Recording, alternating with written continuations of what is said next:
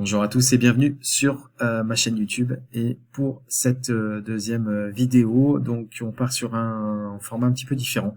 Aujourd'hui, format tutoriel, on va parler de charte éditoriale et on va voir comment on peut créer cette charte éditoriale et quelles sont les différentes rubriques qu'on retrouve au sein d'une charte éditoriale. Charte éditoriale, c'est effectivement un élément extrêmement important quand il s'agit de créer du contenu. Puisque c'est finalement le socle sur lequel on va s'appuyer pour justement diffuser nos différents contenus et voir un petit peu comment ils fonctionnent. Alors voilà le sommaire que je vous propose. On va démarrer par une petite introduction pour voir un petit peu les enjeux justement d'une charte éditoriale. On fera un petit focus sur l'image de marque, l'identité de marque, puis on enchaînera sur la stratégie de communication. On verra comment on peut définir les différents territoires d'expression, quels sont les codes de langage de la marque à imaginer, à respecter pour garantir une certaine homogénéité de communication, et puis on verra comment cette charte éditoriale se décline et notamment quel est son lien et cette symbiose un petit peu qu'elle doit avoir avec la charte graphique de la marque. Alors, en intro, on va rappeler ici les principes, les enjeux de la charte éditoriale. Il faut savoir qu'une charte éditoriale, comme une charte graphique, est un document de référence quand il s'agit de mettre en place du marketing de contenu, qui doit être partagé en interne et en externe pour garantir cette identité de communication, cette homogénéité de message, et c'est ce qui va véritablement définir le périmètre, le scope de la communication éditoriale, de tous les messages qui vont être diffusés à travers les différents lieux de diffusion, différents points de contact qu'aura choisi la marque, que ce soit les réseaux sociaux, que ce soit son site internet, que ce soit évidemment ses principales interfaces web, comme le blog ou encore une fois les forums de discussion, c'est-à-dire les liens que l'entreprise peut avoir avec ses clients.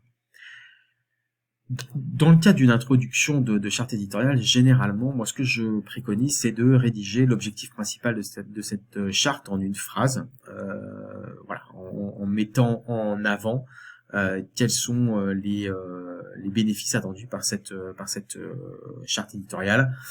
Généralement, ça tourne autour d'une homogénéité de message, c'est ce qui va permettre de garantir justement ce respect finalement des différents messages qui vont être diffusés sur l'ensemble des points de contact de la marque. Une fois qu'on a déterminé ça, évidemment, on va faire le lien avec l'identité de marque et on va faire un focus autour de la marque. Ce qui est important, c'est de lier la charte éditoriale à l'histoire de la marque. On doit rappeler dans cette charte éditoriale l'historique de l'entreprise et son évolution, comment l'entreprise s'est créée, pourquoi elle s'est créée, quelle est sa proposition de valeur, sa raison d'être, d'accord, comment elle a évolué depuis sa création, quelle est son ambition, quelle est sa vision. Donc il y a effectivement une recherche autour de finalement ce que veut devenir l'entreprise au fil du temps, quelle est son domaine d'expertise, quelle est sa mission, concrètement pourquoi elle existe, quoi. C'est ça qui est important, c'est d'expliquer quelle est sa proposition de valeur, en quoi cette proposition de valeur est différente, elle est différenciante vis-à-vis de ses concurrents, et c'est ce qui va justement nous permettre par la suite de créer des contenus différenciants. Qui dit focus marque dit forcément focus valeur.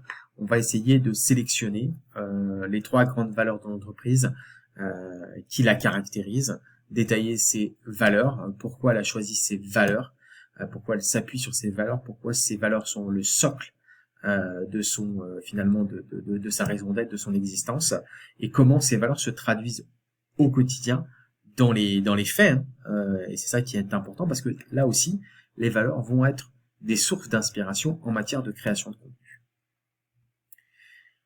Et puis on va bien évidemment dans cette charte éditoriale voir un petit peu comment s'organise l'équipe marketing éditoriale. On va présenter l'organisation interne, comment fonctionne l'équipe éditoriale, quels sont les processus de production de contenus éditoriaux, de validation et de publication de contenu. Donc finalement c'est un petit peu la gouvernance éditoriale de la marque. Quels sont les contacts directs à privilégier au sein de l'entreprise. Idéalement, moi ce que je recommande, c'est d'intégrer au sein de cette charte éditoriale des photos des personnes qui travaillent autour du contenu éditorial avec leur prénom et leur contact mail et mobile. Alors, troisième point, focus stratégie de communication. On a parlé de la marque, mais il faut parler de strat de com, puisque la charte éditoriale s'intègre totalement dans la stratégie de communication. On va présenter ici les différents objectifs marketing pour définir le cadre de production des futurs contenus. Quels sont les objectifs du content marketing pour l'entreprise? Et ça, c'est super important. Je reviendrai dessus dans une autre vidéo. On parlera de finalement la fixation des objectifs. Ça a fait déjà l'objet d'un post sur mes réseaux sociaux. Les fameux objectifs SMART. Il faut que les objectifs qu'on définisse soient dans cette méthodologie SMART, c'est-à-dire spécifique, mesurable, atteignable, réalisable et temporel. Je vais pas plus loin. On en reparlera dans une autre vidéo. Je ferai une vidéo spécifique pour les objectifs SMART avec un template et notamment un template Excel qui va permettre de calculer assez facilement les objectifs et d'identifier si on est en capacité de les atteindre. C'est surtout ça qui est important. Qui dit stratégie de communication dit objectif, mais dit aussi évidemment la cible, l'audience cible. On va ici parler des personas, des buyer personas, des personas au sens large du terme, qui sont ces buyer personas. Pourquoi on veut atteindre cette cible-là? Quelle est la cible principale à targeter, à toucher précisément? Et donc on va s'intéresser précisément ici, à la démographie, aux critères démographiques, aux critères de métier, aux objectifs, aux challenges de nos buyer persona, ces valeurs, leurs peurs, leurs points de douleur et leur système d'apprentissage. Plus on aura finalement donné pour ces buyer persona, plus on sera en mesure de les comprendre et de leur proposer des contenus qui répondent à leurs objectifs, à leurs challenges, à leurs points de douleur, à leurs valeurs, à leurs ambitions, à leurs attentes. C'est ça qui est important. C'est un élément vraiment central, essentiel. Là, c'est pareil. Je vous promets une vidéo autour des buyer persona d'ici peu. Qui dit objectif, qui dit persona, qui dit stratégie, dit aussi évidemment KPI, indicateur clé de performance, à surveiller dans le cadre de sa charte éditoriale pour s'assurer que cette charte soit la plus efficace possible. Donc, qu'est-ce qu'on va essayer de mesurer? Là, je vous donne des exemples. Ils sont pas exhaustifs et ils sont surtout à mettre en miroir des objectifs que vous vous êtes fixés. Qui dit objectif dit KPI, indicateur de mesure pour s'assurer de l'atteinte ou non d'ailleurs des objectifs qu'on s'est fixés. Et si on n'atteint pas l'objectif, c'est pas grave. On peut se tromper. Ce qui est important, c'est de savoir pourquoi on l'a pas atteint. Et grâce notamment aux indicateurs de performance, on va pouvoir justement améliorer de manière continuelle justement ces objectifs et on va pouvoir améliorer la stratégie dans sa globalité. Donc ici, vous avez des KPI classiques à surveiller, comme le temps de lecture, le taux de rebond, le parcours d'internaute, le nombre de clics sur la page, le taux de conversion vers une landing page, à chaque objectif. Et rappelez-vous de ça, c'est super important. À chaque objectif correspond une unité de mesure, c'est-à-dire un indicateur clé de performance. Sinon, ça n'a pas d'intérêt de fixer un objectif. On va s'intéresser évidemment au support et au trafic actuel. Qui dit stratégie de contenu, qui dit charte éditoriale, dit évidemment s'intéresser à ce qui se fait déjà dans l'entreprise et à mettre en place une certaine complémentarité des supports existants et du trafic générés par les supports utilisés par la marque, comme les e-books, les articles de blog, les vidéos sur la chaîne YouTube, les podcasts, les brochures, etc., etc. L'idée, c'est de dire en quoi la charte éditoriale s'intègre dans ces supports et le trafic qui est généré par ces supports. Et ce qui est important, c'est de se dire quels sont finalement les supports que je vais privilégier demain, quel trafic je vais privilégier demain, notamment trafic organique, c'est-à-dire trafic naturel, où est-ce que je vais aller chercher finalement de la visibilité à travers ce qu'on appelle du paid, c'est-à-dire des médias qui sont payés. Et là, je vous renvoie vers notamment la matrice Poème, qui fera aussi l'objet d'une future vidéo plutôt courte pour vous expliquer ce qu'est la matrice Poème. J'en dis pas plus et j'avance. Alors, définition et territoire d'expression, ça c'est super important dans le cadre d'une charte éditoriale. On va évidemment maintenant rentrer dans, j'ai envie de dire, la partie purement opérationnelle de la charte éditoriale, les territoires d'expression. Rappelez ce qu'est un territoire d'expression. C'est quoi un territoire d'expression? Bah, c'est la frontière entre de prise de parole de la marque et cette charte éditoriale, cette ligne éditoriale, elle fait partie des territoires d'expression. C'est ce qui va permettre justement de poser les bases et les fondamentaux en matière de code de langage vis-à-vis de nos buyers persona, de nos personas au sens large du terme. Dans le cadre de la définition des territoires d'expression, il faut se poser la question quels vont être nos angles d'attaque, c'est-à-dire de quelle manière on va engager la conversation avec nos clients et pourquoi on souhaite justement utiliser ces types d'angles d'attaque parce qu'ils correspondent à un moment donné évidemment à nos cibles, ils correspondent à notre positionnement, ils correspondent à nos objectifs. On en revient toujours évidemment à la stratégie. On va rédiger ici notre vision éditoriale en une phrase, c'est-à-dire qu'est-ce que l'on veut faire transpirer dans le cadre de nos contenus, dans le cadre de nos messages, quelle est la veine éditoriale qu'on souhaite transmettre à nos clients, à nos personas. Voilà, en une phrase, il faut qu'on arrive à déterminer finalement une certaine formule magique qui va faire comprendre à nos personas ce qu'on peut leur apporter, quelles sont finalement quelle est notre valeur ajoutée, quels sont nos bénéfices, quelle est notre proposition de valeur. C'est ça qui est important ici en une phrase à rédiger. C'est cette fameuse vision éditoriale qui est la formule magique. Alors, quels sont les éléments de langage de la marque? C'est ce qui va permettre justement de décliner d'un point de vue éditorial cette vision, la vision dont on vient de parler, la fameuse formule magique. On va ici déterminer nos piliers éditoriaux, c'est-à-dire qu'on va sélectionner les 3-4 grands thèmes sur lesquels on va positionner la marque.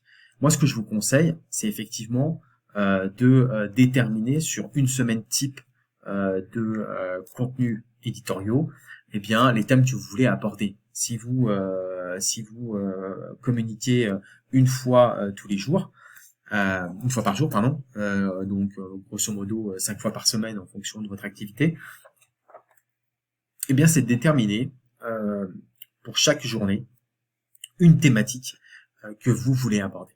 Voilà. Et de changer de thématique jour après jour pour ne pas lasser votre communauté et leur apporter des éléments un petit peu différents. Ça peut être la vidéo de la semaine, ça peut être l'outil de la semaine, ça peut être le bon plan de la semaine, ça peut être aussi ce que je vous conseille, c'est peut-être en fin de semaine, notamment le vendredi, moi c'est ce que je fais, d'être sur un post un peu décalé, un peu différent, un peu plus léger, parce qu'on est sur la fin de la semaine, le week-end arrive, donc on peut se permettre effectivement d'être un peu plus décalé. Voilà. Bref, en tous les cas, il faut essayer d'être varié, tout en gardant une certaine homogénéité de discours, ce qu'on appelle cette ligne éditoriale, hein, votre angle d'attaque, tout en variant les différents supports, les différents thèmes que vous allez aborder. Pensez bien aussi à mettre de côté, évidemment, enfin à intégrer dans votre charte éditoriale, pardon, les différents sujets à éviter. Il y a des sujets, des angles à éviter absolument. Vous êtes dans un écosystème, vous avez des parties prenantes, vous avez un environnement qu'il faut prendre en compte, et ça, c'est super important pour éviter des situations délicates. Et bien justement définir quels sont les sujets, les angles qui sont à éviter absolument dans le cadre de votre charte éditoriale. C'est bien de le notifier dans votre charte éditoriale, c'est important. Alors le ton de communication, c'est finalement au-delà de l'angle d'attaque, c'est un petit peu l'ambiance que vous allez donner, un petit peu la chorégraphie, j'ai envie de dire, la scénarisation, on peut appeler ça comme ça aussi, ou la théâtralisation de votre poste, de votre charte éditoriale, comment vous allez parler à votre cible. Et pour ça, je vous recommande de travailler sur 3 axes. L'authenticité, ça c'est super apprécié. L'optimisme, et on en a besoin en ce moment, donc n'hésitez pas, voilà, à être positive et optimiste. Et assuré. Assuré, ça veut dire quoi? Ça veut dire expert. Voilà, expert dans sa partie. Voilà, soyez authentique, positif et expert. C'est ça que j'essaye de vous dire dans les trois éléments que je vous livre ici dans le cadre du ton de communication. Présentez ici ce que vous pouvez faire et ce que vous pouvez pas faire en matière de ton de communication. Pareil, on essaye de travailler sur l'authenticité, l'optimisme et sur un ton assuré, sur un ton d'expert dans le cadre de sa charte éditoriale. Voilà, les do's et les don'ts, c'est vraiment ce que je peux faire et ce que je peux pas faire. Voilà. Les bonnes pratiques. Donc ici, votre marque prend la parole sur des sujets importants tout en étant divertissant. Expliquer comment cela se produit de manière opérationnelle. Donc là, vous pouvez, dans le cadre de la charte éditoriale, montrer des exemples de prise de parole, justement, qui montrent votre expertise sur des sujets qui vous tiennent à cœur, tout en étant divertissant dans l'approche du thème. Donc de manière opérationnelle, vous pouvez l'expliquer ici. Ça donne effectivement une certaine un exemple et une certaine manière de réaliser vos différents postes, vos différentes prises de parole. Votre marque a une vision avant-gardiste et prospective des sujets traités, ça c'est super important. Soyez toujours en veille. Dans le cadre de la charte éditoriale, intégrez cette notion de veille informationnelle, stratégique, opérationnelle, de manière à proposer à vos buyers persona et bien des sujets d'actualité, des sujets qui vont leur permettre d'avoir une information fraîche d'experts et de leur proposer justement des opportunités, une certaine prospective justement d'information. Ça c'est extrêmement apprécié dans le cadre de votre charte éditoriale et de vos prises de parole. Donc évidemment, ça fera peut-être, sans doute, l'objet d'une nouvelle vidéo, cette veille informationnelle, stratégique, opérationnelle, avec les différents outils qu'on peut utiliser. Je ferai sans doute une vidéo autour de ça aussi. Votre marque pense avant tout aux consommateurs finaux pour garder le lecteur intéressé. Soyez toujours centré utilisateur. Voilà, ça c'est super important. User-centric, centré utilisateur. Les posts, les prises de parole que vous faites doivent être toujours centrés utilisateur. Posez-vous toujours la question, est-ce que ça a une utilité pour votre audience? Voilà. Si ça a une utilité, ça fonctionnera. Si ça n'a pas d'utilité et que si vous faites de l'autopromotion, ça n'a pas beaucoup d'intérêt. Voilà. Pensez avant tout consommateurs finaux, utilisateurs. Dernier point, les 2 derniers points, déclinaison de la ligne éditoriale. Donc évidemment, cette ligne éditoriale doit se décliner en type de contenu à produire. Donc une fois qu'on a dit ça, on va choisir les formats, les supports en matière de contenu, en termes de durée, en termes de longueur, d'angle, d'objectif, quelles sont les idées de format que vous pouvez préconiser dans la charte éditoriale, la fréquence de publication, donc vous pouvez intégrer, et je vous engage à le faire, en tous les cas annexer à cette charte éditoriale un planning de publication pour vous tenir régulier, pour être régulier dans vos publications, dans vos prises de parole. Quels sont les points de vigilance à respecter dans le cadre effectivement des contenus que vous allez créer. Donc ici, on est vraiment dans une déclinaison opérationnelle, purement opérationnelle, hein, de la charte éditoriale. Donc c'est bien effectivement d'avoir une partie autour de ça pour permettre de s'y référer régulièrement et de s'assurer que en matière de déclinaison, on est raccord avec la stratégie éditoriale qu'on a déterminée précédemment. En matière de vocabulaire, n'hésitez pas à intégrer des guidelines à rappeler sous forme de to-do list en fonction des règles établies en interne, notamment, par exemple, ne jamais être négatif, c'est toujours positif, nuancer ses propos. Voilà, soyez toujours dans la nuance pour éviter les bad buzz notamment. Ne pas hésiter à oser les jeux de mots à partir du moment où ils sont bien sentis. Voilà, on peut les tester, on peut un petit peu voir si ça a du sens et si ça fonctionne bien vis-à-vis de notre audience. Évitez d'utiliser le jeu, sauf dans le cas d'un indépendant. Si vous êtes indépendant seul, vous pouvez utiliser le jeu pour vous engager voilà, plus dans le cadre de votre poste, de vos prises de parole. En revanche, si vous parlez dans une société, évitez le jeu, évitez aussi des anglicismes qui ne sont pas forcément compris par tout le monde. Dans le cadre de votre audience, vous pouvez avoir des anglophobes, donc faites attention à ça, soyez le plus simple possible, le plus clair possible. En termes de typo et de ponctuation, c'est bête à dire, parfois ça peut être du bon sens. C'est un peu une porte que j'en trouve qui est déjà largement ouverte, mais j'aime bien le rappeler, toujours un espace avant un point virgule, avant deux points, avant, enfin tous les éléments de ponctuation. Voilà, ça c'est super important. Prenez vraiment le temps de bien écrire, ne pas oublier les accents, même sur les majuscules. Utilisez des apostrophes si vous faites des citations ou si vous voulez mettre un mot en avant. En tous les cas, si vous voulez donner une certaine nuance à un terme que vous utilisez dans votre poste. Et pareil pour les chiffres, hein, vous séparez bien les milliers des centaines, toujours beaucoup plus agréable à lire. C'est des détails, ce sont des détails de typographie et de ponctuation, mais qui ont tellement d'importance et qui sont tellement essentiels pour garantir une bonne lisibilité de vos prises de parole. Allez, je termine. Déjà presque 23 minutes de vidéo. Je vous avais dit que c'était une vidéo tuto. Je termine avec la charte graphique, un élément qui me tient forcément à cœur. Une charte éditoriale est forcément liée à une charte graphique et dans les choix iconographiques, il faut que cette charte éditoriale ait une cohérence visuelle avec les différents contenus qui sont proposés par la marque, proposés par l'entreprise. Donc pareil, une petite liste de bonnes pratiques, bien respecter la charte graphique. Donc qui dit charte éditoriale dit forcément annexer la charte graphique à cette charte éditoriale. Bien mettre en avant l'humain, l'aspiration, la collaboration, ce sont des éléments qui fonctionnent bien aujourd'hui.